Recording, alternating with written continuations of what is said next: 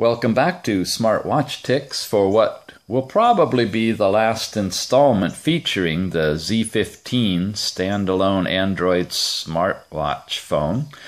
Why I say this is probably the last installment is because, as you will see, when I start this watch up, it goes through its normal booting process. However, it never comes out.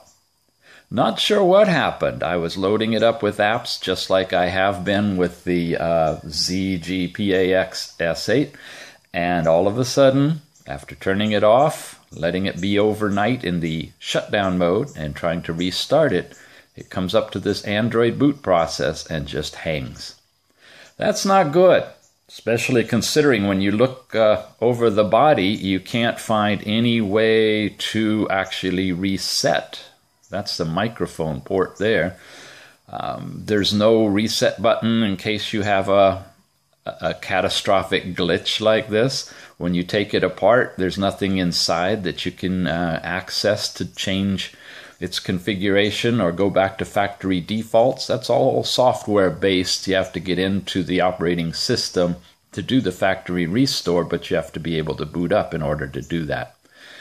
So, with that said, I certainly cannot recommend this watch that you've seen a lot of. Most of my keyboard analysis and several of the other apps like flying droids with live video streaming were all done on this particular watch platform.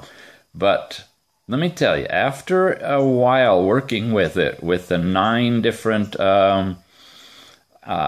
icons that you could have on the screen, each folder holding a whole bunch of possibilities, much like the iPhone layout, had started to go squirrely after a while, where you turn it off and turn it on, and the folders that you'd put apps in would disappear, and the apps would be randomly placed on various pages, causing you to have to go back and reconstitute all that if you wanted to reorganize it. That got worse and worse. There didn't seem a way to clear it out. I'm not the kind of person that roots phones or goes to that level. So short of any software solution, there wasn't any way to stop that, it appeared. That started to make this one look a little less attractive than it had been initially. But now, of course, the fact that it won't boot up at all puts this on the solid brick list. So, my goodness, in this whole world of emerging smartphones, smartwatches, we only have 2, basically. This one, which bricks itself, and what's now going to be my flagship demonstration watch, the ZGPAX S8, which I gotta say has gotten better and better with time, and the more I understand it, and the apps that we can use on it.